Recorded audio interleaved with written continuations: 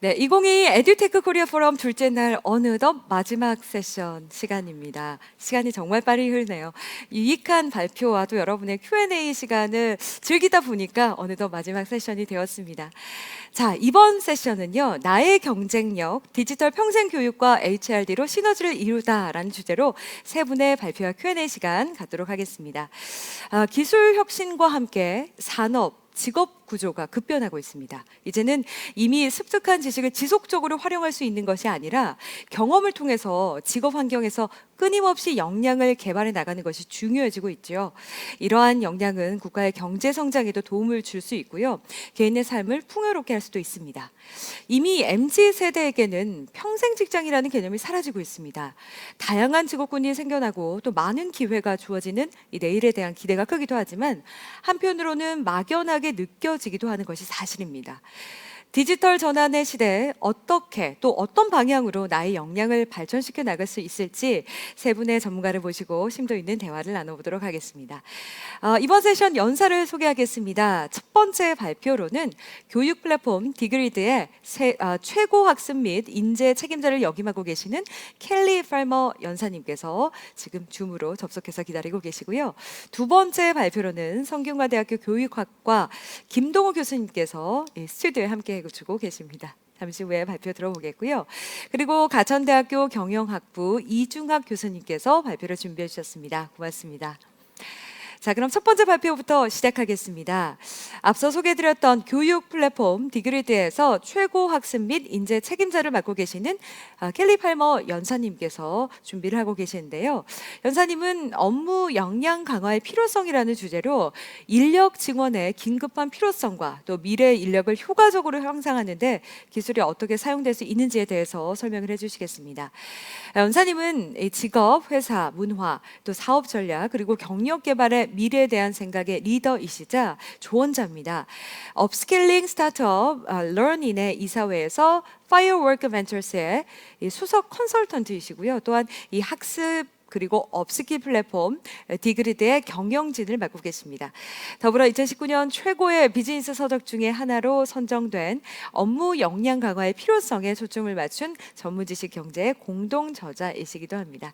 자, 지금 켈리 팔머 연사님 준비하고 계시는데요. 첫 번째 발표 함께 하시죠.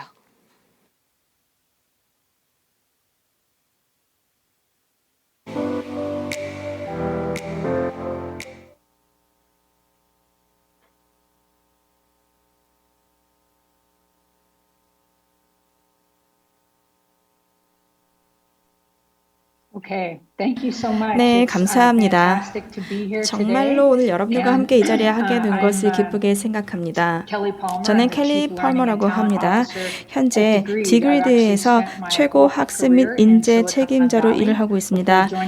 지금 디그리드에서 일하기 전에는 링크드인에서도 CLO로 일을 했고요.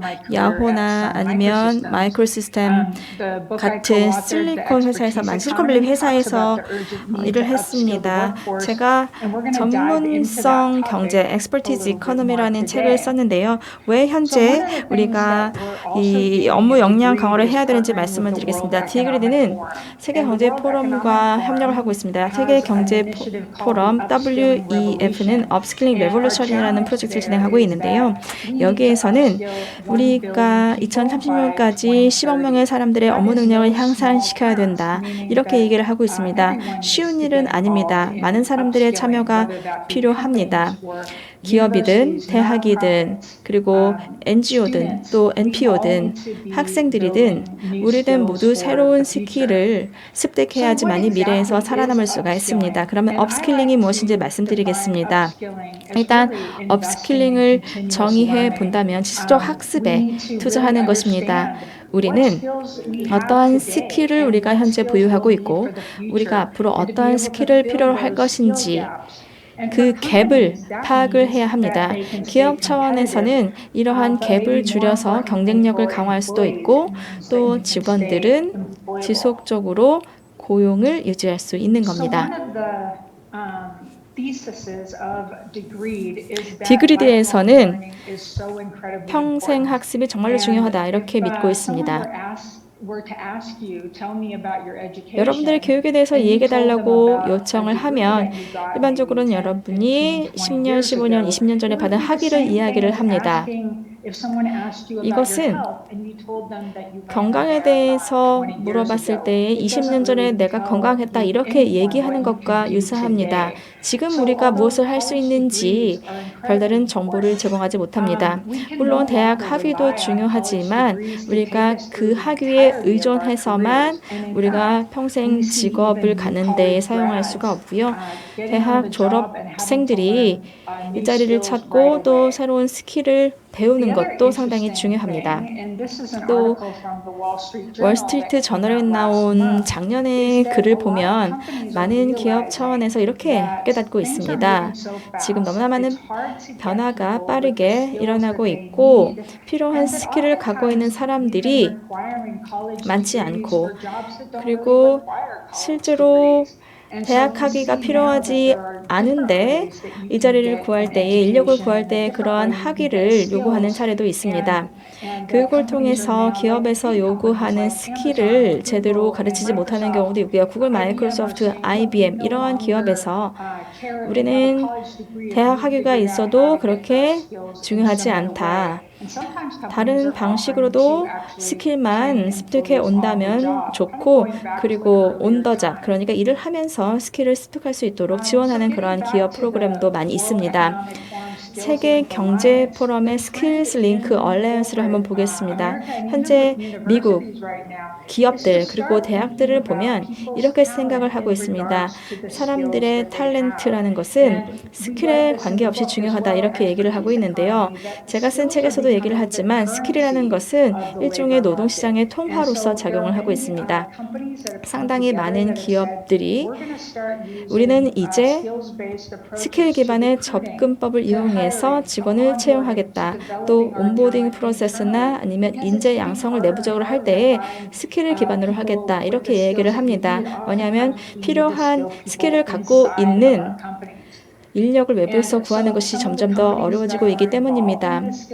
그리고 스킬스 링크 얼라이언스에 참여하고 있는 많은 기업들이 있습니다. 구글, 애마존, 콜세라, 링크드인, SAP 이러한 대기업들이 이런 얼라이언스에 참여를 해서 학위가 아닌 스킬을 바탕으로 해서 인력을 채용하고 그 다음에 직원들의 경력 개발을 돕겠다 이렇게 얘기를 하고 있습니다. 그러면 교육에서의 기술과 혁신에 대해서 말씀을 드리겠습니다. 저는 제가 일을 하면서 성인 교육 그리고 성인 학습에 대해서 관심을 갖게 되었고 공부도 하게 되었습니다. 그런데 공부를 하면서 학습이라는 것이 기업 환경에서 어떻게 일어나는지 관심을 갖게 되었습니다. 조시 박사님께서 상당히 좋은 연구를 기업 학습에 대해서 하셨는데요.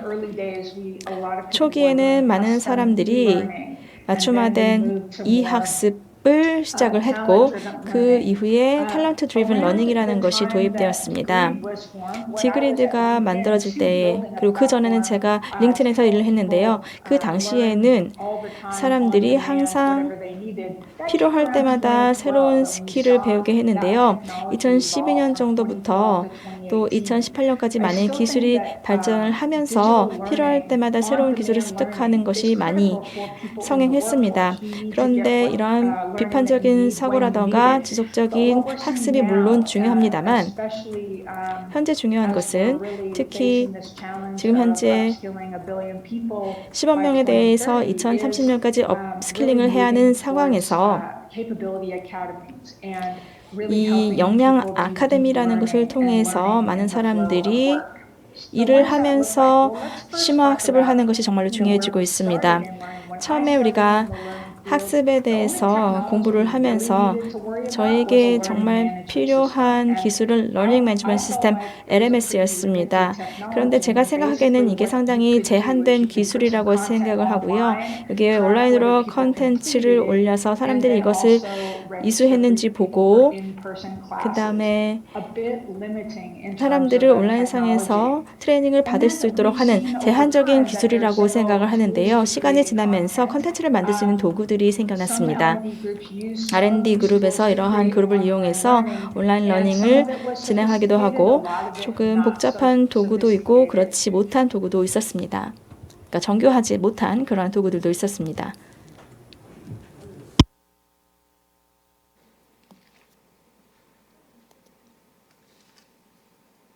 네. 지금 실시간 연결로 켈리 팔머 최고 학습 및 인재 책임자님의 첫 번째 발표를 듣고 있었는데요. 아마 지금 연결에 약간의 문제가 있는 것 같습니다. 현지 지금 연결에 약간의 문제가 있어서 저희가 지금 이슈가 있어서 파악을 하고 있는데요. 잠시 후에 다시 한번 연결을 해보도록 하겠습니다. 연결을 시도해보고 혹시 되지 않으면 두 번째, 세 번째 발표부터 이어가도록 하겠습니다. 자, 2022 에듀테크 코리아 포럼 네, 새로운 교육으로의 발걸음 디지털 플랫폼으로 라는 주제로 두 번째 날 함께하고 있습니다. 제가 여러분이 잘 아는 내용을 다시 한번 짚어드리면서 시간을 좀 끌어보도록 하겠습니다. 지금 트랙 B4를 함께하고 계십니다. 오늘 총 4개의 세션을 함께하고 계시는데요. 마지막 세션에 연결에 약간의 이슈가 생겼습니다. 지금 거의 교수님 다시 한번 연결을 시도하고 있는데요. 네. 연결이 된 것 같습니다. 교수님 안녕하세요. Would you please resume your presentation? 네, 발표를 진행해 주시기 바랍니다. 예, 제가 연결이 끊어진지 몰랐는데요. It's 제가 okay. 어디서부터 하면 You can just 될까요? start where you just finished. You just stop. Like 20 네. seconds, 30 seconds is just short time. 네, 지금 한 2, 30초 Yes, 전으로 we 돌아가시면 can 될 것 hear you 같습니다. well. 지금은 Thank 잘 you. 들리시죠? 네, 맞습니다. So should I go ahead? 네, Yes, 진행을 please. 해도 되겠습니까? 예. Okay, so we talked about some of the popular content 그래서 libraries. 컨텐츠 라이브러리 그리고 컨텐츠 툴에 대해서 말씀을 드렸습니다. 제가 링크인에서 일을 할 때에 린더닷컴을 인수를 했습니다. 또 스킬소프트도 컨텐츠 라이브러리로서 상당히 많이 활용이 되고 있고 콜세라 같은 컨텐츠 라이브러리도 많이 활용이 되고 있습니다. Are you hearing me okay? 지금은 잘 들리시나요?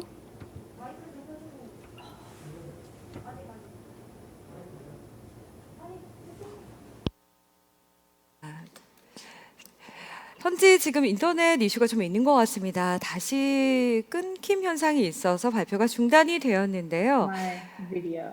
자, 첫 번째 발표를 이어갈 건지 아니면 두 번째, 세 번째 발표를 갈 건지 저희가 좀 결정을 해보도록 하겠습니다. 다시 연결이 되어서요. 이번에 다시 한번 시도를 해봐도 될까요? 자, 나의 경쟁력, 디지털 평생교육과 HRD로 시너지를 이루다라는 주제로 첫 번째 연사의 발표를 진행하고 있습니다. So, Chief Learning and Talent Officer, 저 디그리디의 최고 학습 및 인재 책임자이신 켈리 here to 팔머님, back. 네, 다시 돌아오신 것 같습니다. So please restart. 네, 준비가 되셨으면 발표를 다시 시작해 주시기 바랍니다. Okay, and so I'm not sure what the technical difficulties are about, but 네, 왜 무슨 이유 때문인지는 모르겠지만 일단 다시 시작해 보겠습니다. 그러면 이러한 기술적인 요소가 유저를 위해서 매끄럽게 작동할 수 있도록 어떻게 할 것인가? 이러한 질문에 대해서 한번 답을 찾아보겠습니다. 디그리드는 실제로 학습 경험 플랫폼입니다. 지금 LMS처럼 그리고 HRS 시스템 그리고 컨텐츠 이러한 모든 요소를 다 통합하고 사람들이 어떠한 과정을 통해서 어떠한 스킬을 쌓고 있는지를 다 추적할 수가 있습니다. 이것은 학습의 생태계입니다. 이렇게 구성이 되어 있는데요. 우리가 이러한 여러 가지 기술 요소를 통합을 하면서 여기서 중요한 것은 시스템도 만들고 컨텐츠도 올리고 그리고 개방된 무료 컨텐츠도 이렇게 제공이 되는데 학습 경험 플랫폼이 이 모든 요소를 다 포함하고 학습자는 디그리드라는 것만 활용을 할 줄 알면 이 여러 가지 요소를 다 경험할 수 있는 것입니다. 이것이 온라인 학습 경험 플랫폼입니다. 이 학습 경험 플랫폼에서 정말로 중요한 점 중에 하나는 이러한 학습에 대해서 학점을 취득할 수 있다는 것입니다.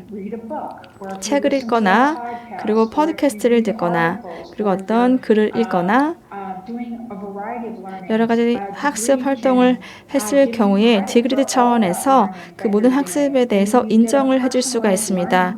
그래서 여러분들이 개인적인 학습 프로파일을 만들 수가 있습니다. 여러분들의 경력이 발전하면서 이러한 프로파일을 확대할 수 있습니다.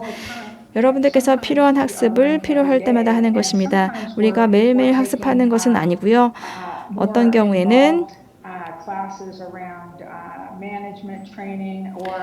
관리나 아니면 코치, 멘토링에 대한 학습을 할 수도 있는데요. 우리가 하고 있는 학습을 계속해서 추적할 수 있도록 만드는 것이 저희 플랫폼의 목적입니다. 많은 학습이 이렇게 이루어지고 있는데요. 그것이 인정받는지가 정말로 중요합니다. 이것이 저희가 만든 대시보드인데요. 지금 보시는 것처럼 사람들이 많이 수강하고 있는 컨텐츠는 무엇인지, 어떤 과정을 듣고 있는지, 그리고 어떠한 스킬들을 사람들이 많이 쌓고 있는지, 그리고 어떤 사람들이 무엇을 검색하고 있는지를 살펴볼 수 있습니다. 그래서 사람들이 어떠한 스킬에 대해서 관심을 갖고 이것을 쌓으려고 하는지, 이러한 분석을 하는 것은 학습 조직에서 정말로 이해를 해야 되는 부분들입니다. 직원들이 어떤 것을 배우고 있는지 추적하는 것이죠. 저희 역량 아카데미라는 것이 있는데요. 이것은 물론 이제 지식을 쌓는 것이 물론 중요하지만 정말로 중요한 것은 스킬을 쌓는 것입니다. 그렇게 하기 위해서는 상당히 심도 깊은 학습이 필요합니다. 대학에서 연구를 한 것이 있습니다. 그런데 이러한 역량 아카데미를 만드는 데에는 상당히 많은 전문성이 필요합니다. 많은 학습 관련 기관에서 이러한 역량 아카데미를 만들기 위한 충분한 전문성을 갖고 있지는 못합니다. 물론 그런 조직들도 있지만 대부분의 경우에는 그렇게 할 수 있는 방법론이나 전문성이 부족한 것이 사실입니다. 그래서 새로운 기술이나 새로운 것들이 있다고 해서 이 역량 아카데미가 만들어지는 경우가 있는데요. 조시 벌스닝 박사님께서 특정 오디언스에 대해서 이 역량 아카데미를 이렇게 통합하기도 하고 여러분들께서 그래서 일종의 마켓플레이스를 통해서 이 마켓플레이스에 여러 가지 역량 아카데미가 있고 특정 스킬 쌓는 것이 필요하다라고 하면은 특정 아카데미에 가는 것이 아니라 이 아카데미에 가서 그런 스킬을 제공하는 과정을 찾으면 되는 것입니다. 그리고 유저들은 쉽게 맞춤화된 역량 아카데미를 만들 수가 있습니다. 여러분들께서 특히 여러분들의 기업에서 앞으로 직원들의 성공에 필요한 스킬이 있다고 판단이 되시면 콘텐츠를 큐레이션하고 그리고 피어들이 같이 서로 학습을 하고 그런 활동이 이렇게 이루어질 수가 있습니다. 그리고 실제 업무를 통해서 자신들이 스킬을 쌓고 우리가 그러한 스킬을 갖고 있다는 것을 또 증명할 수도 있습니다. 혹시 여러분들께서 제 발표에 대해서 질문이 있으시다면 이번 세션 마지막 부분에 여러분들의 질문을 듣고 답을 드리겠습니다. 물론 기술이 정말로 많은 역할을 요즘 하고 있습니다. 우리가 학습에 대해서 생각을 할 때도 기술이 정말로 중요한데 우리가 학습 전략을 기업 차원에서 짤 때에 컨텐츠를 이해하는 그리고 기술을 이해하고 분석을 이해하는 사람이 그러한 기업에서의 업스킬링에 참여하는 것이 그런 전문성을 가진 사람들의 참여가 정말로 중요합니다. 앞으로의 인재 양성, 인력 양성에 중요하고요. 그리고 여러분들 저에게 어떤 커멘트를 주시거나 또 연락하실 일이 있으면은 제 이메일 주소로 연락을 주시고요. 이 디그리.com으로 방문을 해주셔도 좋습니다. 그러면 이것으로 제 발표를 마치겠습니다. 이후에 이루어질 Q&A 세션 때 여러분들을 다시 만나뵙도록 하겠습니다. 감사합니다. Thank you very much. 고맙습니다.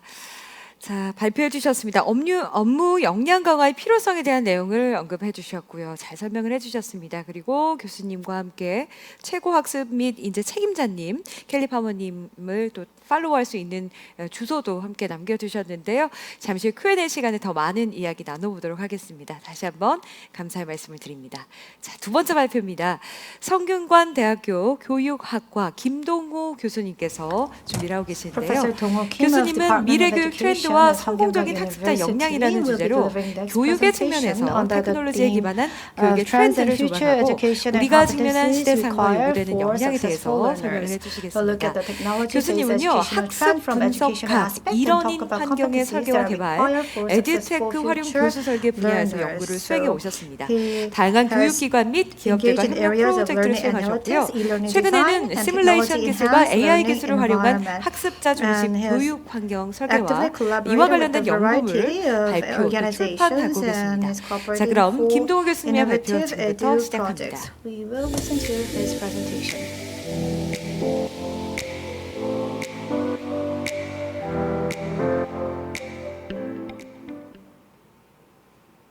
네, 안녕하세요. 성균관대학교 교육학과 김동호입니다. 오늘 저는 디지털 전환 시대에 성공적인 학습자 역량이라는 주제로 발표를 하고자 합니다. 아까 소개해 주신 대로 미래 교육의 큰 트렌드 그리고 키워드들을 좀 살펴보고요. 그와 관련해서 우리가 디지털 시대에 에듀테크가 확산되고 있는 이 시기에 학습자 그리고 교수자는 어떤 역량을 가져야 하는 것인가 좀 근본적으로 살펴보고자 합니다. 그래서 우리가 지금 교육 분야에서 특히 새로운 시대가 시작되었다고 이렇게 이야기를 하고 있습니다. 저는 이 새로운 시대를 정의하는 여러 가지 방법이 있지만 크게 세 가지 측면에서 교육을 바라보고자 합니다. 첫 번째는 여러분들이 많이 들어보셨듯이 디지털 전환이라고 하는 교수 학습의 다양한 활동과 그리고 교수 자원들이 디지털화되고 있는 이 시대에 있고요. 그 다음에는 인포메이션 오버플로우라고 되어 있는데 이제 정보가 점점 과잉되고 우리가 정보에 노출되는 정보의 양과 종류가 매우 증가하고 있는 상황에 있습니다. 그리고 마지막으로 이제 빅데이터와 AI가 교육 현장과 그리고 교육계에 많은 영향을 끼치고 있는데요. 먼저 제가 짚어드렸던 이 키워드들을 하나하나 살펴보도록 하겠습니다. 첫 번째는 이제 디지털 전환인데요. 학습이 기존에는 하나의 모드, 그러니까 오프라인이냐 아니면 온라인이냐 아니면 가상 공간이냐 이러한 개별된 공간에서 이루어졌다면 지금 학습자들은 디지털 전환 시대에 다양한 학습 모드를 동시에 경험하고 있습니다. 심지어 교실 현장이라고 하더라도 우리가 교실이라는 물리적 공간 내에 제한된 학습 활동을 하는 것이 아니고 교실 안에서도 컴퓨터를 학생들이 활용하거나 아니면 모바일 디바이스 아니면 VR 기기 아니면 교사가 제시하는 다양한 디지털 자원들로 학습을 하게 됩니다. 그리고 오른쪽에 있는 그림은 저희 학교 사범대학의 메타버스를 구현해 놓은 장면인데요. 사실 복잡한 기능이 이렇게 제시된 것은 아니지만 다양한 사범대학에서 일어날 수 있는 교수 학습 활동 그리고 비교과 활동들을 여기서 가상 공간이 어느 정도는 담당을 하고 있습니다. 그래서 학생들이 AI 교육과 관련된 실습을 한다든지 아니면 해외 연사를 불러서 워크숍을 하거나 아니면 밑에는 이제 제 연구실을 메타버스 공간상에서 어느 정도 구현을 해서 제 연구에 관심이 있거나 아니면 대학원에 진학을 하고 싶은 학생들이 직접 정보를 얻고 그 다음에 메시지를 남기고 이렇게 하는 용도로 사용을 하고 있습니다. 그리고 또 인포메이션 오버플로우라고 되어 있는 부분에 대해서 말씀을 드리자면 사실 기존과 다르게 어떠한 교육 콘텐츠에 대해서 특정 기관이나 아니면 학교가 독점하는 시대가 지나가고 있습니다. 아까 앞선 연사께서 발표해 주셨듯이 우리가 마켓에 그리고 교육계에 그리고 학교에 있는 그런 콘텐츠들이 점점 공개되고 있고 세상은 계속 열려가고 있습니다. 그래서 사실 이 왼쪽에 보시는 그림은 어떻게 보면 몇 년 전 자료인데도 우리가 무크라고 불리는 그런 플랫폼에서 공개된 콘텐츠들을 제공하는 그런 서비스들이 이렇게 셀 수 없이 많고 사실 카페나 아니면 어떤 학습을 위한 그런 스터디 공간에 가보면 많은 학생들이 학교라는 아니면 캠퍼스 아니면 학습 공간이라는 따로 정해져 있는 공간에서 공부하는 것이 아니라 이러한 공간에서 자기가 원하는 콘텐츠들을 자기가 원하는 시간에 공부하고 있는 경우를 많이 보게 됩니다. 근데 단순히 이제 자료들이 공개되고 있다, 교육이 오픈되고 있다라는 측면을 넘어서 생각해 보면 학교의 역할 자체가 그리고 교육기관의 역할 자체가 많이 변하고 있다는 것을 알 수 있습니다. 기존에는 특정 교육기관이 컨텐츠를 독점하고 있고 또 학위를 수여하는 그런 기관으로서의 독점적인 권한을 가지고 있었다면 이제는 그런 권한들이 분산되고 학습자가 에이전시를 갖고 자기가 자기 주도적으로 학습을 해야 되는 시대가 된 겁니다. 그리고 빅데이터와 AI에 대해서는 많이 들어보셨는데요. 결과적으로 이게 교육계에서 많이 이야기되고 있는 핵심은 바로 맞춤형 학습이 가능할 수 있기 때문입니다. 그래서 그것이 더 나아가면 그 시스템에서 실시간으로 학습자들에게 피드백을 제공하고 그리고 학습자가 자신의 학습을 모니터링하거나 아니면 동료와 상호작용을 하면서 자기의 어떤 학습 결손 부분 그리고 자기의 강점들을 쉽게 파악할 수 있도록 이런 플랫폼들이 많이 개발이 되고 있습니다.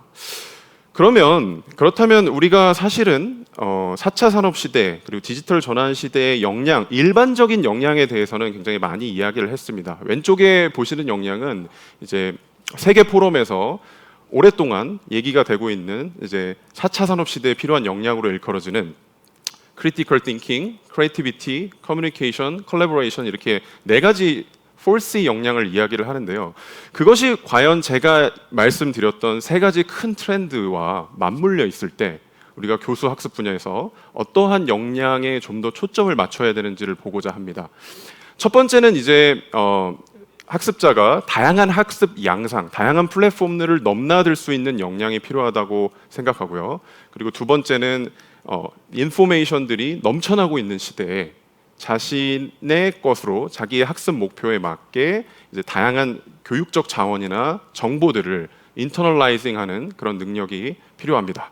그리고 세 번째는 이제 AI나 빅데이터 기술을 활용해서 자기 스스로의 능력을 자기가 증대시킬 수 있는 그러한 능력을 학습자가 가지고 있어야 합니다. 그래서 첫 번째 먼저 역량을 한번 살펴보시면요. 아까 말씀드렸듯이 학습자들은 다양한 양상의 학습을 동시에 경험을 하게 됩니다. 그래서 여기 화면에서 보시는 이 다양한 학습 활동들 있잖아요. 이게 무려 제 수업에서 한 수업에서 일어나고 있는 다양한 활동입니다. 먼저 저는 녹화된 강의로 학생들에게 LMS 상에서 컨텐츠를 보게 하고요. 그다음에 두 번째 그림을 보시면 학생들이 직접 자기가 준비한 발표를 실시간 미팅에서 발표를 하고 세 번째 보시면 학생들이 저와 소셜 네트워크를 이용해서 대화를 하고 자기의 마지막 프로젝트는 메타버스 공간상에서 발표를 한 다음에 피어 피드백을 받게 됩니다. 그래서 한 수업에서만 이렇게 다양한 형태의 학습 활동이 일어났을 때 학습자들은 과연 자기가 어떤 메타 인지를 가지고 자기가 어떤 학습 활동을 어떤 식으로 해야 되는지 잘 판단하고 할 수 있는지 이러한 역량들이 점점 중요해지고 있다고 생각합니다. 그래서 사실 우리가 쉽게 블렌디드 학습과 이러닝 그리고 오프라인 학습을 양자택일의 문제로 생각하지만 사실은 그 중간에는 다양한 스펙트럼이 있을 수가 있습니다. 완전한 온라인 학습부터 오프라인 학습까지 그리고 그 중간에 있는 다양한 조합의 블렌디드 학습이 있을 수 있는데 이러한 다양한 학습 양상의 학습 활동의 학습 과제에 학생들이 잘 넘나들면서 자기가 원래 의도했던 학습 목표를 성취하기 위한 그런 능력들이 중요해지고 있다고 생각합니다. 그리고 사실은 HR 영역에서의 트레이닝 역시 다양한 공간을 넘나들면서 이루어지는 경우가 많은데요. 아까 앞서 연사님께서 발표해 주셨듯이 디그리드라는 그런 플랫폼들을 이용해서 마이크로 컨텐츠 같은 것들을 공부하기도 하고 아니면 여기 월마트에서 이제 그 지점에 있는 브랜치에 있는 그런 매니저를 트레이닝하기 위해서 만들어 놓은 플랫폼 상에서 다양한 문제 해결 상황에서 시나리오를 주고 자기가 직접 그 문제를 해결해보고 선택해보고 다양한 결과를 보고자 하는 그런 VR 트레이닝도 워크플레이스에서 많이 쓰이고 있고요. 그 다음에 뭐 메타버스 박람회라든가 아니면 저희 대학에서도 학생들을 위한 다양한 비교과 활동이나 학생들을 위한 커뮤니티 활동들이 많이 일어나고 있는 상황입니다. 네, 그리고 아까 앞서 잠깐 보여드렸는데 이제 저희 학교 사범대학에서 쓰고 있는 이제 메타버스 상에서는 다양한 세미나, 워크숍, 포럼 그리고 학생 커뮤니티 그리고 글로벌 클래스라고 해서 다른 대학의 그런 연사나 학생들을 초청해서 상호작용을 하기도 하고요. 그다음에 가장 중요한 목적은 현재 faculty 그러니까 교수님들과 그리고 학생들의 그런 상호작용을 증진하기 위해 사용되고 있는데요. 이러한 현상이 디지털 전환이 더 나아갔을 때, 더 진행되었을 때는 더 많은 포션을 그런 온라인 공간, 가상 공간이 가지고 가게 되고 교육의 많은 부분들이 이제 더 다양한 플랫폼들을 넘나들면서 이루어질 수가 있게 될 것입니다. 그래서 오른쪽 그림에 보시면 어떤 뭐 KT나 이투스 메타버스 교육 플랫폼이라고 해서 사실은 올인원 교육 경험을 하기 위한 다양한 학습 활동이 일어나는 메타버스라고 보실 수가 있고요. 그리고 가운데 그림에서 이제 샌드박스라고 이제 자유도가 굉장히 높은 사용자가 그 안에서 어떠한 3D 오브젝트를 활용해서 다양한 사물들을 만들어낼 수 있고 한데 여기 지도를 보시면 가득 채우고 있는 이러한 다양한 기업들이 입점해 있는 것을 볼 수가 있죠. 그래서 이 지도 하나를 사기 위해서 지불해야 될 그런 fee, 그러니까 돈도 높아지고 있고 점점 더 좋은 자리를 차지하기 위해서 다양한 기업들이 참여를 하고 있는데 이제 저는 가까운 미래에 교육 활동이 이런 식으로도 일어날 수 있다고 생각을 합니다. 이러한 어떤 가상 공간상에서 다양한 교육 경험들을 제공하는 기업들이나 아니면 교육 서비스들이 제공이 되고 학습자는 이 공간 안에서 뭐 강의를 듣거나 아니면 다른 학생들과 상호작용을 한다거나 아니면 다른 회사의 서비스들을 동시에 이용할 수 있는 그런 평생 학습 사회로 전환이 될 텐데 지금 이러한 학생들이 온라인상에서 경험하는 다양한 학습 경험들이 잘 축적되기는 사실 쉽지 않은 상황입니다. 본인이 온라인 강의를 듣거나 아니면 마이크로 컨텐츠를 공부했을 때 그런 이력들 같은 것들이 잘 축적이 되기 어려운 상황인데 가까운 미래에 이제 블록체인 기술을 활용해서 자기의 학습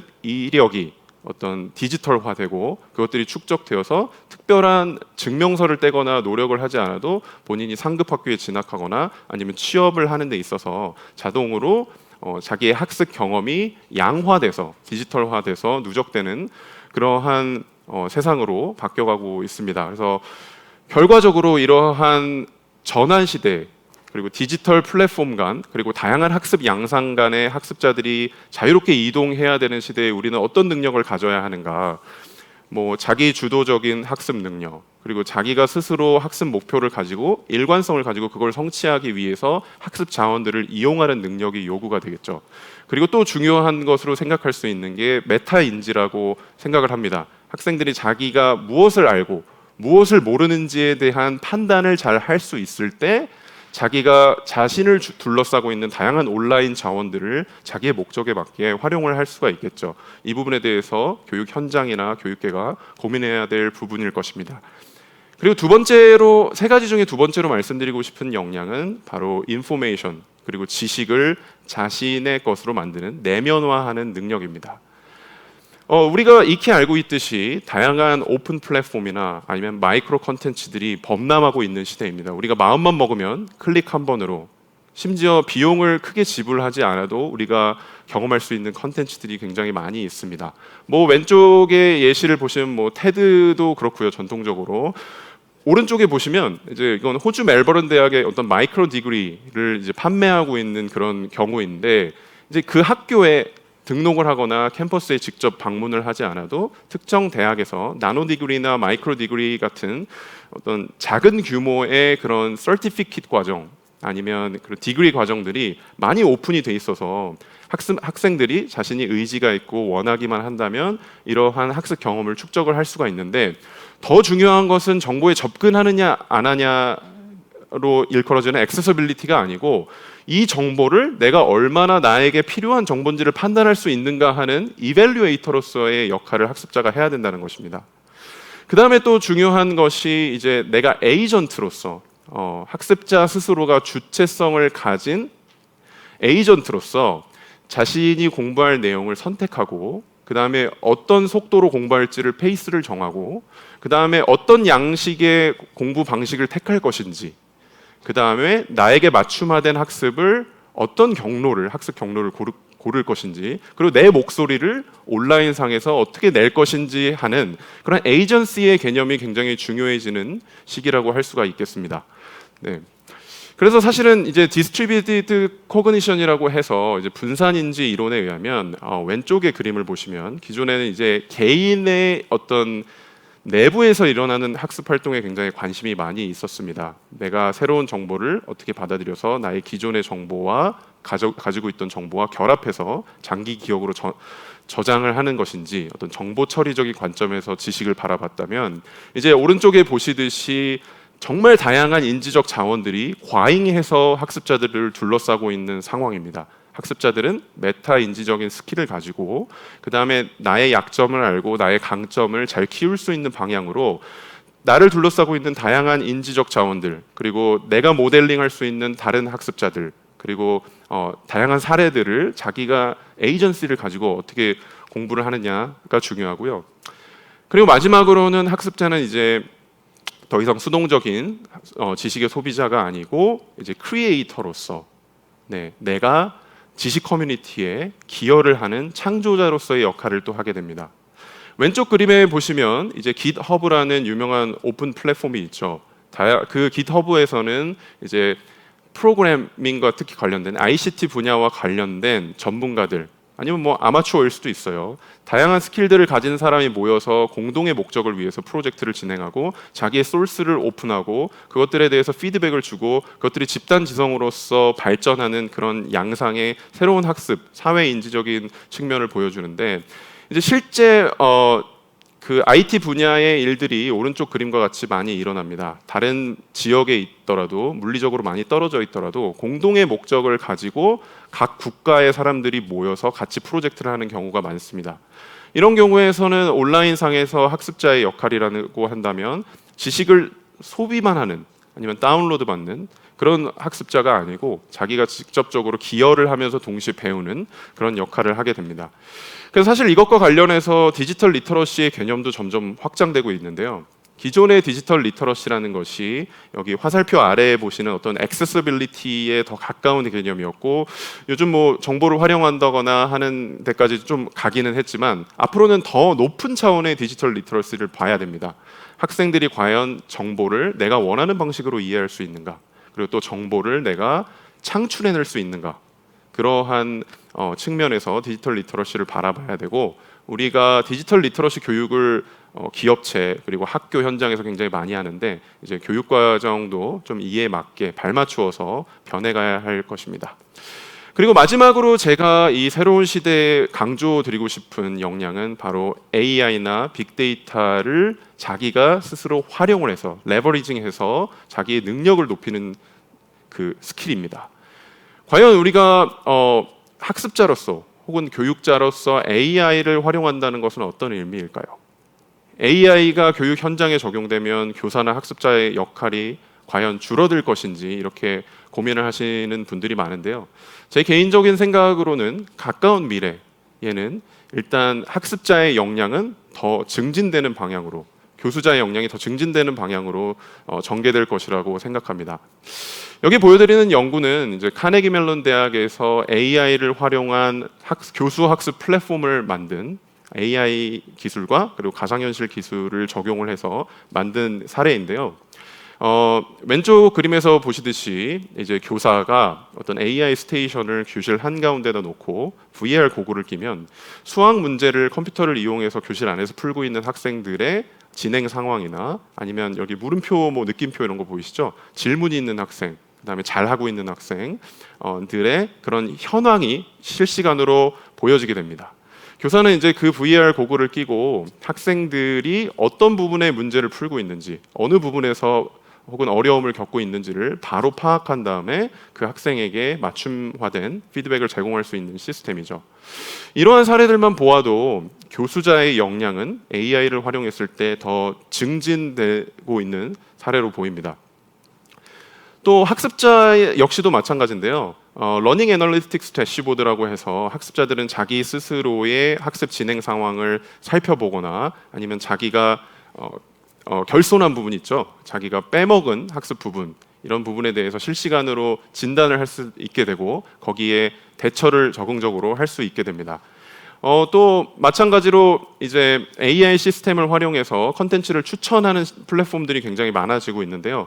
이제 DoLearn이나 뭐 아니면 디그레이드라는 그런 플랫폼에서 이제 그 컨텐츠를 추천해주는 그런 플랫폼들이 많이 있습니다. 또 고등교육 현장에서도 이제 여기 단국대학교 예시를 보여드리고 있는데요. 뭐 단국대학교 아니면 다른 여타의 대학들이 이제 학생들에게 과목에 대해서 추천하거나 아니면 학생의 데이터에 기반해서 비교과 활동을 추천하는 그런 시스템으로 고도화된 지능형 시스템으로 LMS가 진화되고 있는 현상을 볼 수 있습니다.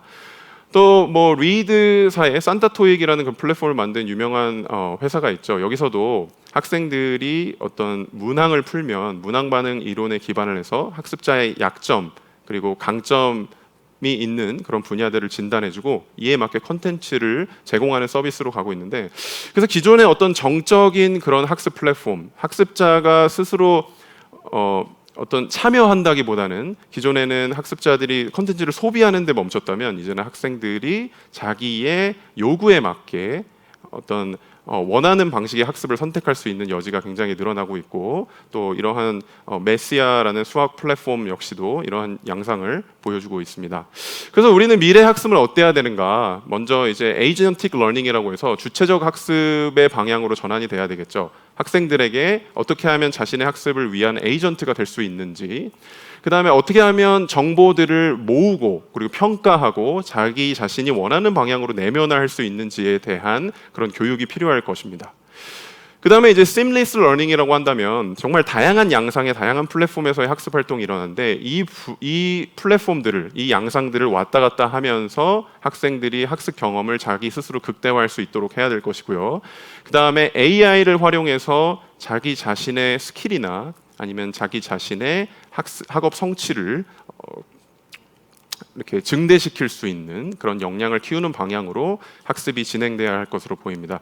네, 발표는 여기까지로 마치겠고요. 또 토론에서 더 많은 말씀을 나누도록 하겠습니다. 네, 감사합니다. 네, 발표 잘 들었습니다, 교수님. 미래 교육 트렌드와 성공적인 학습자 역량에 대한 내용이었습니다. 채팅창 역시 마지막 세션이지만 많은 분들이 의견 보내주고 계십니다. 학생들에게 이 플랫폼을 이용해서 교육할 수 있는 어떤 아이디어나 또 고민을 많이 해보셨지만 본인이 이 플랫폼 안에 들어가서 평생 교육에 대한 생각은 많이 해보시지 않은 것 같습니다. 이런 멘트도 많이 있었고요. 저도 아주 격하게 공감을 했습니다. 유익한 발표였고요. 이제 마지막 발표를 소개해 드리겠습니다. 가천대학교 경영학부 이중학 교수님께서 발표 준비하고 계십니다. 이중학 교수님께서는 질서 넘어 직원 경험으로의 변화라는 주제로 2022년 주요하게 다뤄지고 있는 디지털 트랜스포메이션 기술 사례와 함께 소개를 해주시면서 우리나라에서의 적용 방안도 함께 제시해 주시겠습니다. 이중학 교수님은 가천대학교 경영학부 인사조직 및 HR 데이터 분석 전공 교수시고요. HMG 경영연구원 미래경영연구센터와 롯데 인재개발원 디지털 트랜스포메이션 인재 육성 팀장으로 근무하셨습니다. People Analytics, Digital Transformation in HR, DEI 국제 인사 조직 및 채용을 연구하시고 데이터로 보는 인사 이야기 등 세 권의 책을 저술하고 또 번역을 하고 계십니다. 자, 그럼 마지막 연산대회 발표 청해 듣겠습니다.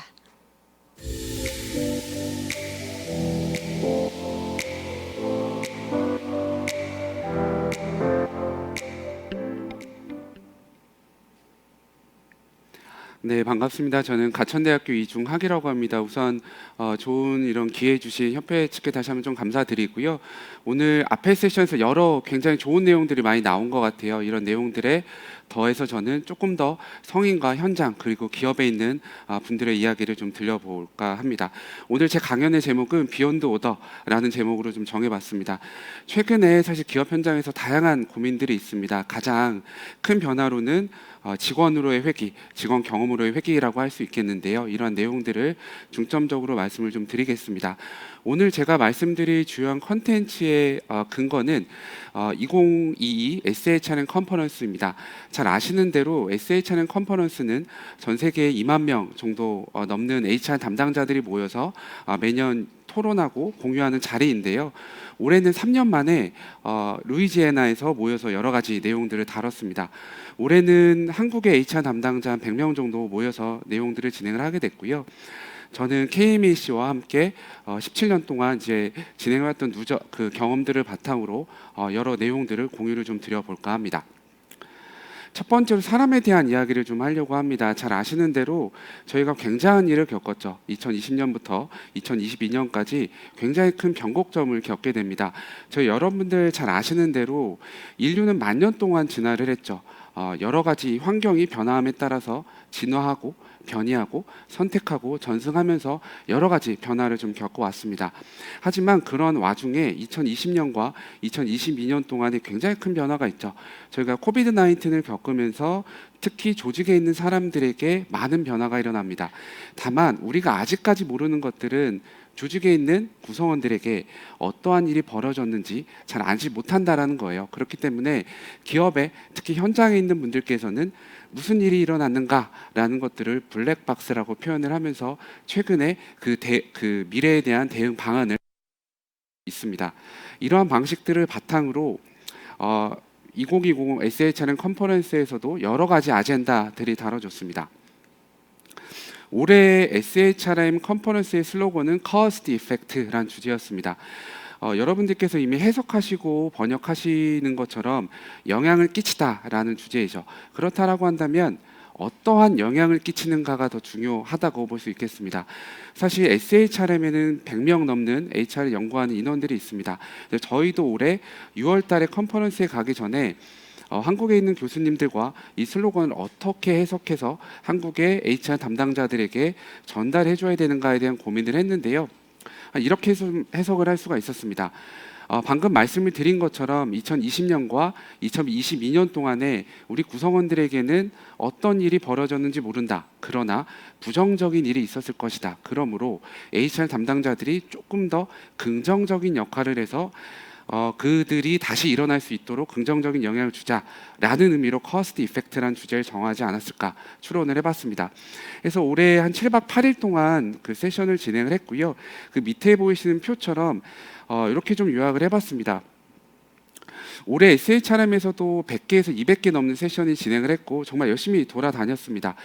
근데 공통적으로 나왔던 주제들이 있습니다. 뭐 다이버시티라든지 에쿼티라든지 디지털 트랜스포메이션이라든지 하이브리드 워크 다양한 주제들이 나왔는데요.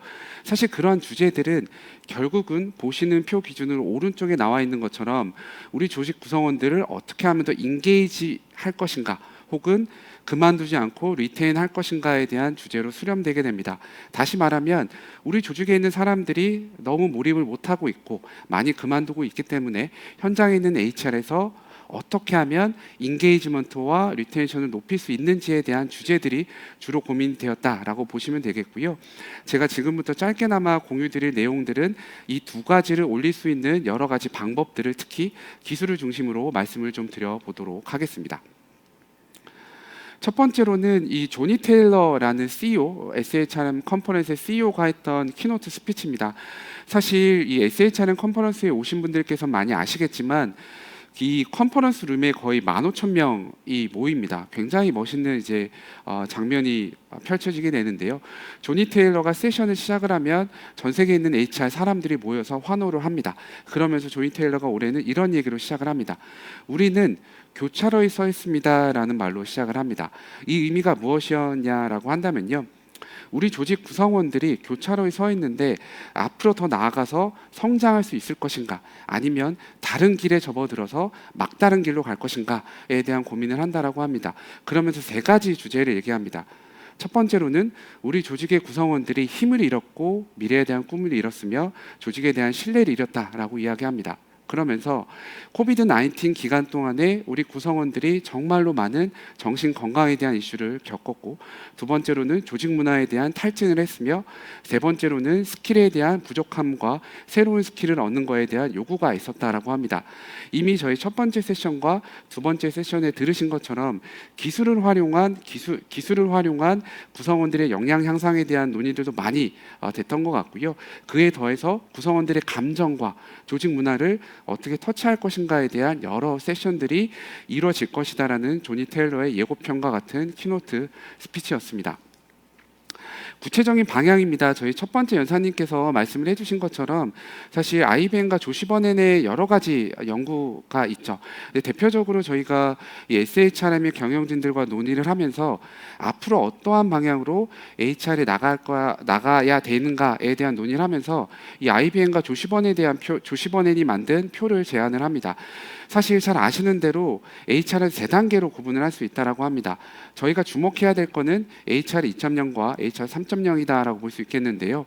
실제로 HR 2.0 때는 우리 구성원들이 어떻게 하면 효율적이고 효과적으로 표준화돼서 일하는가에 대한 세부적인 집중이 돼 있다라고 볼 수 있겠습니다. 그러나 저희가 추구해야 될 디지털 3.0에서는 구성원들의 경험, 인플로이 익스피리언스에 집중을 해야 되고, 두 번째로는 퍼스널라이즈 돼 있어야 되고, 그러한 전체 과정이 투명하게, 트랜스페어런트하게 공유되어야 된다라고 강조하고 있습니다.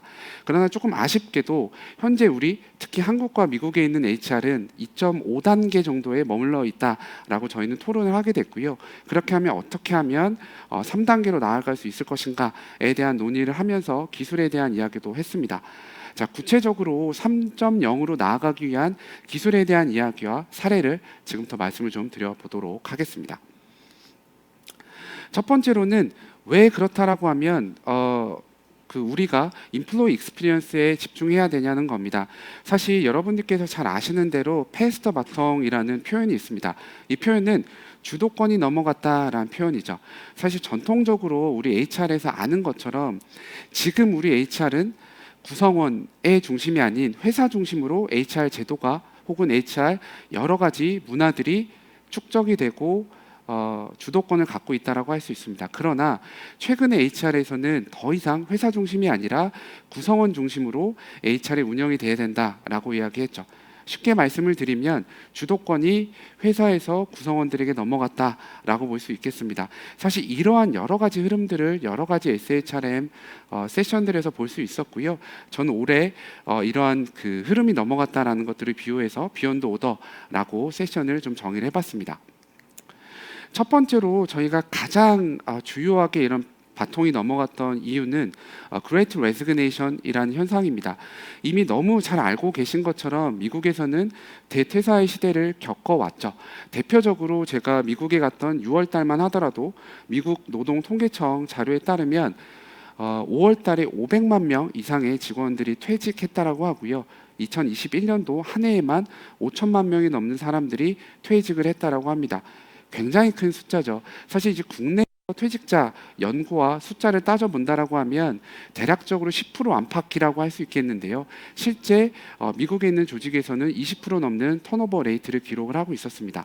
자, 이런 것처럼 최근에 맥킨지 연구에 따르면 전 세계 근로자들의 40% 이상이 다가올 3개월에서 6개월 내에 그만둘 의사를 갖고 있다라고 합니다. 굉장히 큰 변화죠. 이미 여러분들께서 알고 계신 것처럼 턴오버 레이트라는 게 단순히 나쁘게만 볼 수는 없습니다. 대부분 10% 안팎의 턴오버 레이트는 건강한 이직률이라고 저희가 표현을 하는데요. 이 건강한 이직률을 넘어서 40%에 가까워졌다라고 한다면 굉장히 큰 문제가 있다라고 볼 수 있겠죠. 자, 이런 것처럼 전 세계에 있는 구성원들이 현재 있는 조직에서 어떻게 하면 그만두고 다른 곳으로 갈 것인가 혹은 일을 안 할 것인가에 대한 고민을 하고 있는 이런 현상들이 Great Resignation입니다. 실제로 SHRM 컨퍼런스 현장에서도 제가 들어갔던 많은 세션들에서 현재 하이어링하고 있는 사람들이 얼마나 돼요? 라는 설문을 했을 때 90% 이상 넘는 HR 담당자들이 구직을 하고 있습니다 라고 답을 했습니다. 그런 것처럼 현재 HR 현장에서 이 퇴사에 대한 문제는 굉장히 크다라고 할 수 있겠죠. 그렇기 때문에 첫 번째 중요한 이유로는 Great Resignation을 들 수 있겠고요. 두 번째로는 최근 우리나라에서도 많이 다뤄지는 Great Reshuffling이라는 현상입니다. 그레이트 리셔플링이라는 현상은 단순히 회사를 그만두는 것에 그치지 않고 이제는 구성원들이 새로운 직업을 구해서 회사를 떠나고 새로운 기회를 찾아간다라는 개념이죠. 자, 이렇다라고 한다면 현재 조직에 있는 사람들도 새로운 기회를 찾겠다라는 의도를 많이 갖고 있다라고 볼 수 있습니다. 굉장히 큰 변화죠. 그렇기 때문에 이제는 구성원들 목소리 한 명 한 명을 듣고 HR 제도를 바꿔야 된다라는 큰 변화가 있다라고 볼 수 있겠습니다. 자, 두 번째입니다. 기술에 대한 이야기인데요. 사실 보시는 이 화면에서 왼쪽 편은 제가 제 책과 여러 가지 컨퍼런스에서도 공유를 드렸던 자료입니다. 짧게 좀 말씀을 드리면 일자리가 사라진다라는 국내 연구들이 굉장히 많이 있죠. 이제 국내 연구들이 많이 있고 2025년, 2027년도에 예를 들면 프레이와 오스본의 연구를 따르면 미국의 55% 이상의 일자리가 사라질 것이다라는 예측이 많이 있습니다. 다만 이런 연구를 보고 저도 HR 현장에 있을 때 고민이 됐던 게 있습니다. 근데 실제로 예측치는 이렇게 나오는데 얼마나 실제로 사라지는 거야? 라는 점이 좀 궁금했고요. 그래서 실제로 데이터를 좀 살펴본 겁니다. 보시는 기준으로 X축은 프레이와 오스본이 제안을 했던 각각의 일자리들이 AI에 따라서 대체될 확률들을 얘기합니다. 예를 들면 HR 같은 경우에는 30% 정도 확률로 2027년도에 30% 정도가 사라질 것이다라고 예측을 하고 있습니다. 이런 것처럼 X축은 각각의 일자리가 기술에 따라서 사라질 확률을 구하게 되고요. 반면에 Y축은 실제 일자리 증감을 구했습니다. 예를 들면 2017년도와 2020년에 HR의 일자리가 700명에서 1000명으로 증가했다라고 하면 플러스 300이 되겠죠. 자, 이를 증감분을 Y축으로 놨습니다. 자, 그렇다라고 한다면 X와 Y축을 놓고 봤을 때 이 전체적인 경향성은 우하향한다라고 볼 수 있겠죠. 이 말은 프레이와 오스본이 얘기했던 것처럼 실제 한국에서 특정 기업에서 일자리들이 사라지고 있다라는 전체적인 패턴을 보여주게 됩니다. 자, 제가 이런 표를 보여드리면 저희 오디언스 분들께서는 저한테 이런 질문을 주실 것 같아요. 그러면 어떠한 일자리가 실제로 사라지는데? 라는 질문을 주실 것 같습니다. 자, 여기에 대한 답변을 드리기 위해서 추가적인 분석을 했습니다.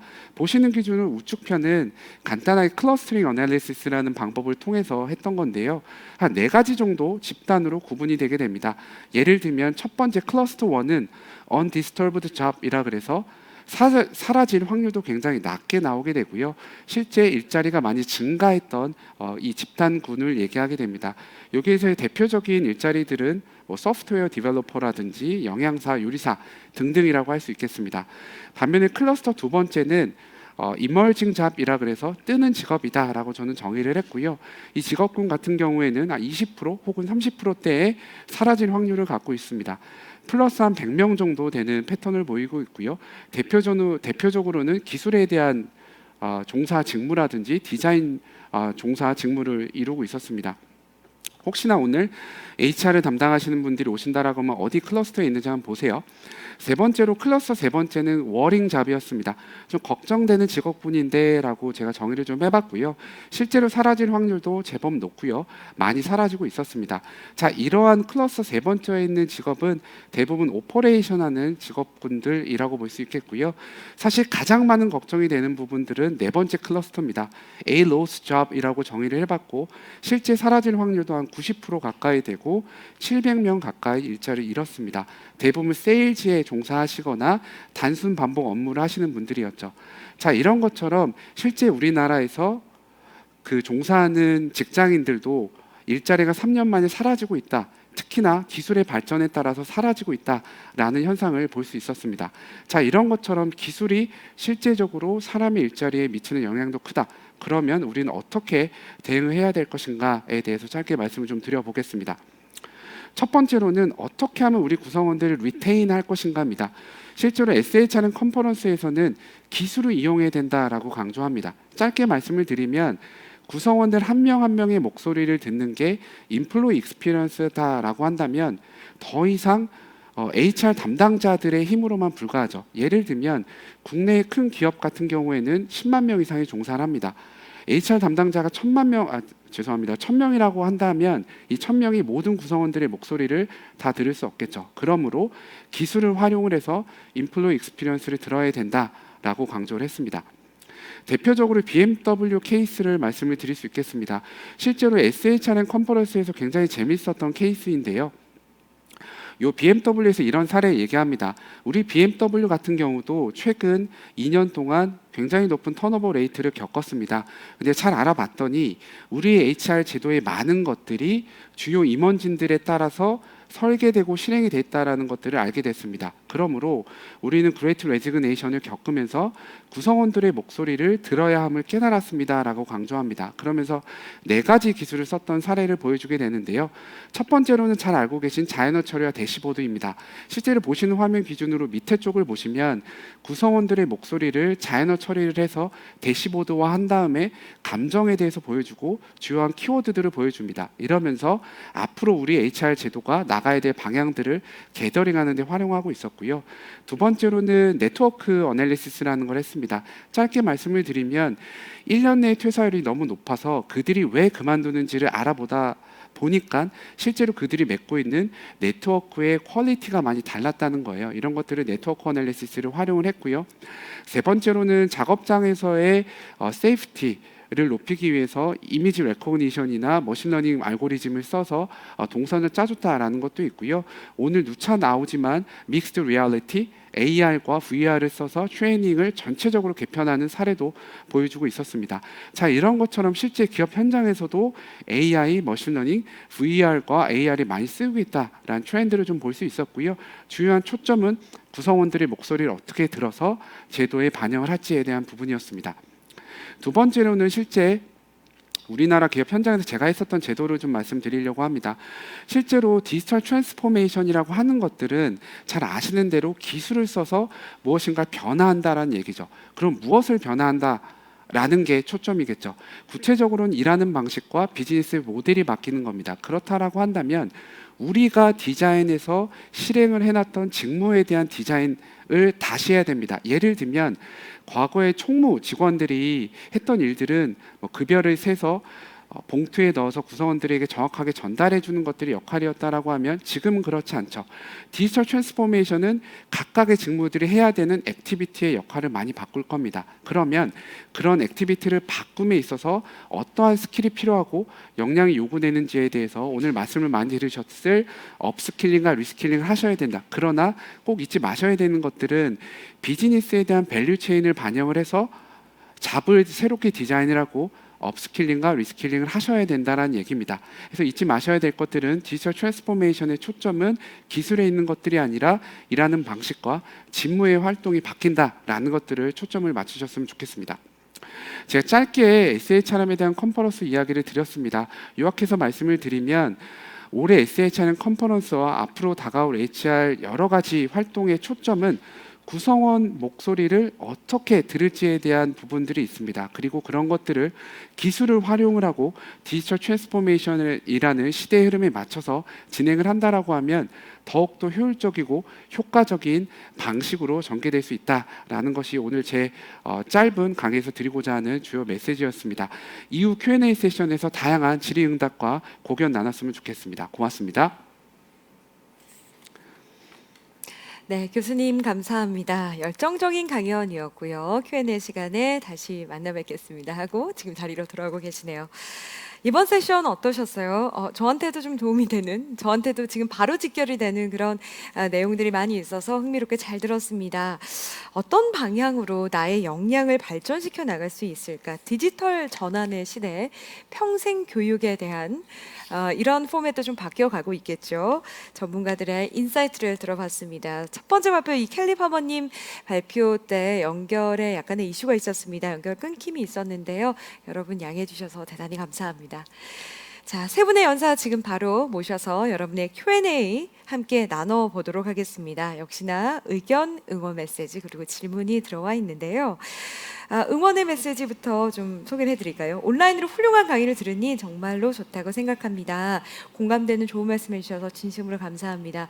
영어 강자님, 써닐리님 그리고 사회자인 저한테도 오늘 응원의 메시지 많이 보내주셨는데요. 감사의 말씀을 드립니다. 교수님 두 분의 강연을 들으셨고 또 이 해외 연사분의 발표를 들으셨습니다.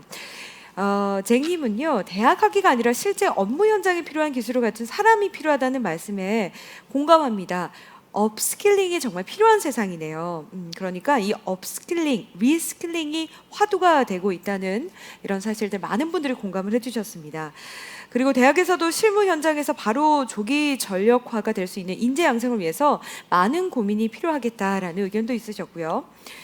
그리고 또 김동호 교수님의 강연을 시청하면서 AI나 메타버스 같은 에듀테크와 함께하는 교육이 더 구체화되고 안정화되기 위해서는 학습자의 역량이 반드시 필요하다는 생각을 할 수 있었습니다. 이런 의견들도 많이 저희가 사실 몇 개만 추려서 말씀을 드리는데요. 정말 많이 의견을 보내주고 계십니다. 정말 오늘도 가득 채워서 여러분과 함께 호흡하는 소통하는 포럼을 이어가고 있습니다. 질문의 시간입니다. 먼저 해외 연사님 켈리 파머님께 질문을 드리도록 하겠습니다. 지금 접속해 계시는데요. 네, 잭님이 주셨습니다.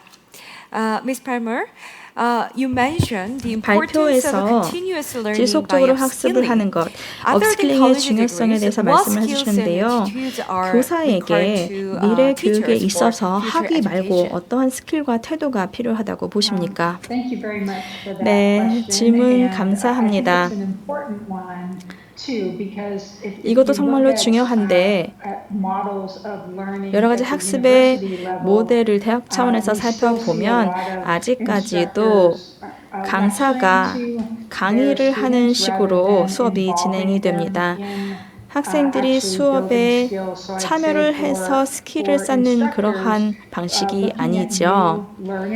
그래서 강사가 다른 방식의 수업 방식에 대해서 배우는 것, 블렌디드 러닝이라던가 아니면 학생들이 학습에 정말로 참여해서 스킬을 연습을 해서 쌓는 것도 정말로 중요하고 학생들이 어떤 스킬을 배우고 있고 그러한 스킬을 실제로 정말로 현장에서 필요한 스킬로 전환하는 것이 중요하기 때문에 그런 것들을 교사가 도와줄 수 있다면 좋다고 생각을 합니다. 네, 답변 감사합니다. 질문에 대한 답변 좀 명쾌하게 해주신 것 같습니다. 좋은 말씀 감사합니다. 자, 그리고 교수님께 좀 드릴게요. 김동호 교수님께 질문 드리고 싶습니다. 지윤님께서 주신 질문입니다. 학습자 역량을 증진하기 위해 미래학습의 방향으로 3가지를 제안해 주셨잖아요. 이들의 구체적인 방식이 궁금하다라는 질문이고요. 또 학습자의 메타인지를 키우고 풍부한 정보와 콘텐츠 중 자신에게 필요한 것을 잘 선택해서 주체적으로 활용할 수 있는 능력을 키우기 위해서는 어떤 교육이 필요하다고 보십니까? 네. 정말 좋은 질문 해주셨는데요. 일단 제가 말씀드린 그런 3가지 역량, 제가 중요하게 생각하는 그 3가지 역량을 키우기 위해서는 저는 일단은 잠깐 발표에서도 말씀드렸지만 일단 디지털 리터러시라는 것을 구성하는, 역량을 구성하는 다양한 스킬들이 있다고 생각했을 때 좀 고차원적인 디지털 리터러시를 키울 수 있는 그런 방향으로 교육과정이 개선이 돼야 되지 않겠나. 뭐 중고등학교에서의 정보 교과도 마찬가지고 아니면 기업체에서의 어떤 그 상시 학습 상황에서도 그렇고 지금 현재 디지털 리터러시 교육은 단순히 어떤 프로그래밍 스킬이나 아니면 단편적인 어떤 오피스웨어 사용 뭐 이런 데 한정되는 경우가 사실은 많거든요.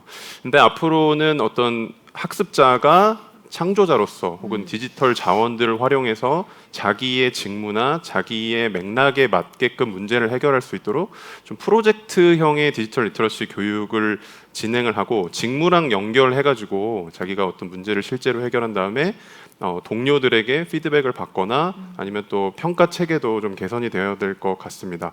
또 한 가지 추가적으로 말씀드리면 사실은 이제 본인이 다양한 이 학습 양상들을 경험을 해야 되기 때문에 본인이 가장 학습 효과를 극대화할 수 있는 방안에 대해서 스스로 찾을 수 있어야 되거든요. 그러니까 학습의 양상, 그러니까 modes of learning과 관련된 본인 자신에 대한 어떤 메타 인지 전략을 키워줄 수 있는 교육도 또 하나의 추가적인 교육 내용으로 실시되어야 되지 않나 싶고요.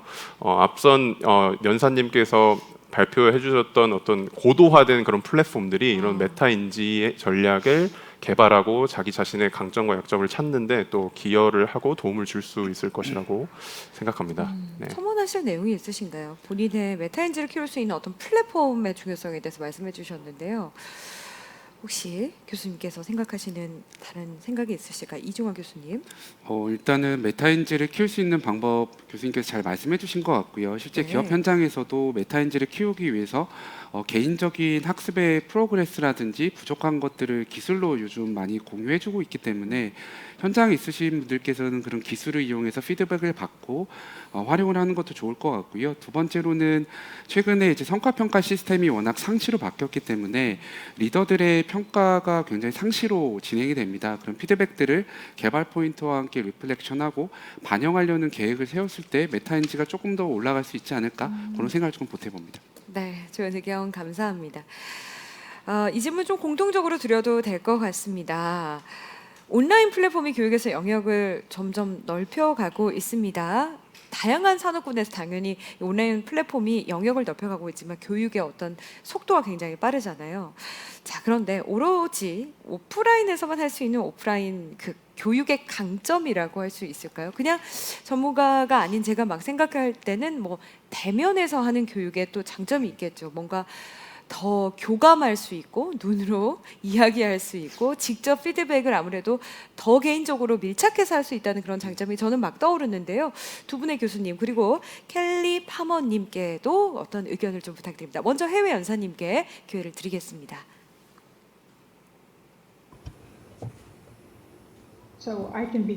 예, 제가 먼저 말씀을 드리겠습니다.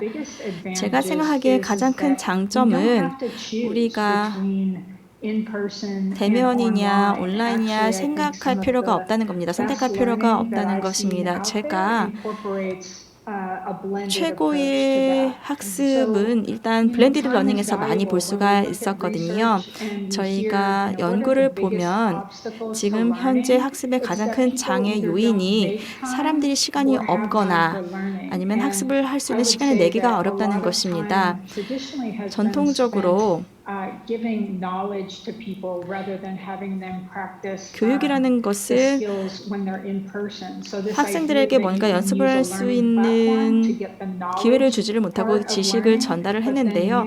이제 온라인 플랫폼을 이용해서 지식을 전달을 하고 대면 수업 시간을 통해서 배운 스킬을 연습을 하고 서로 피드백을 주고받고 그러한 활동을 대면 수업에서 할 수 있다고 생각을 합니다. 그래서 그것이 최적의 솔루션이 아닌가 이렇게 보고 있고요.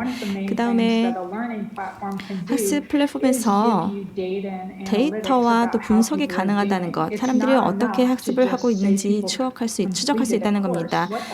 어떤 수업을 들었는지 안 들었는지 체크하는 것이 아니라 어떤 스킬을 개발하고 있는지 그리고 어떻게 과정을 밟아나가고 있는지를 우리가 데이터를 통해서 수집을 하고 무조건 또 이해를 할 수가 오프라인의 있습니다. 만남, 온라인의 교육 장단점을 딱 구분하기보다는 최적화된 방법이 있다는 말씀이었습니다. 지식을 전달하는 데는 아무래도 온라인 플랫폼이 좀 더 효과적이고 생산성, 효과성이 당연히 있는 거고요. 또 그 나머지 또 장점, 그러니까 굳이 뭐 yes or no 이게 좋다 아니다라고 구분할 필요는 없을 것 같습니다. 좋은 인사이트였고요. 또 교수님께도 여쭙겠습니다. 네. 저도 마찬가지로 사실 오프라인이냐 온라인이냐의 어떤 양자택일의 문제라기보다는 아무래도 대면 학습 혹은 대면 학습에 거의 준하는 실제감을 가진 어떤 환경이 좋은 과제는 과제의 복잡성이 굉장히 높고 그 다음에 인지 부하가 굉장히 많은 경우인 경우라고 생각합니다. 예를 들어서 뭐 기본 개념을 학습한다거나 아니면 아주 기초적인 어떤 용어 같은 것들을 학습할 때는 사실 온라인 플랫폼이 어떻게 보면 접근성 측면에서 더 효과적일 수 있어요. 빠르게 그렇죠. 하기 위해서. 근데 이제 그것들을 적용해서 어플라이해서 직접 자기가 프로젝트화 시키고 뭔가 지식을 적용하고 창출하고 교류하는 그런 과제 경우에는 네. 대면이 더 낫지 않나 이렇게 생각을 합니다. 아주 큰 이견은 없을 것 같지만 교수님께도 여쭙겠습니다. 저도 뭐 동일한 의견이고요. 네. 다만 최근에 이제 기업들에서 디자인 띵킹 같은 방법들을 많이 씁니다. 그 SHRM 컨퍼런스에서도 엠파티, 공감에 대한 중요성을 논의하면서 디자인 띵킹을 얘기 많이 했는데요. 네. 실제로 디자인 띵킹 세션을 온라인으로 진행하기보다는 오프라인으로 진행하면서 서로 간에 교감하고 눈빛을 보고 이야기를 나눌 때 훨씬 더 새로운 사고들이 많이 나온다라고 논의를 합니다. 그렇기 때문에 오프라인이 가질 수 있는 강점은 같은 현장을 공유함으로써 새로운 생각을 낼 수 있는 또 하나의 또 강점이 있지 않을까 그렇게 생각합니다. 그렇죠. 블렌디드 러닝 이런 게 다 한 선상에 있는 것 같습니다. 소개를 좀 해드릴게요. 지금 바로 올라온 질문들입니다. 이중학 교수님 강연을 들으니까요. 디지털 전환에 뒤처지는 기업 앞으로 운영이 어려워질 것 같은데 자체적 역량이 부족할 수도 있는 스타트업 같은 경우 또 중소기업 같은 경우 국가적 차원의 지원이 필요할 것 같은데 어떻게 생각하십니까? 우리 잭님은 항상 날카로운 질문을 많이 하십니다. 고맙습니다. 너무 어려운 질문이신 것 같아요. 다만 확실한 거는 디지털 트랜스포메이션을 기업들에서 준비 못하면 미래가 어려울 거는 당연한 것 같고요. 그쵸. 다만 DT라는 것들을 사람의 관점으로만 좀 국한해 놓고 본다라고 하면 오늘 두 연사님께서 말씀해 주신 대로 온라인 플랫폼과 다양한 솔루션들이 이미 존재합니다. 그런 것들을 잘 활용하신다면 일부 많은 효과를 좀 이룰 수 있지 않을까 싶고요. 추가적으로 당연히 정부 정책적인 부분들도 좀 따라와야 되지 않을까 그렇게 생각을 합니다. 네, 좋은 말씀 해주셨습니다. 지금 질문이 바로 눈에 보여서요. 김동훈 교수님, 좀 깁니다. 학습 분석학 관련 내용 중에서 산타토익 등 학습자의 강점, 약점 등을 파악해서 학습 경로를 추천하는 시스템, 또 미래 역량으로 학습자 주체성이 중요하다는 부분이 조금은 좀 어렵게 모순되게도 느껴지는데요. 오히려 AI 주도 학습 시스템으로 인해서 학습자가 스스로 자신의 학습을 되돌아볼 수 있는 기회가 적어지는 기회가 되지 않을까 그런 우려는 없는지 네. 궁금합니다. 아주 좋은 질문이십니다. 아주 실제로 그런 우려에 대한 논의도 많이 되고 있는 상황인데요. 네.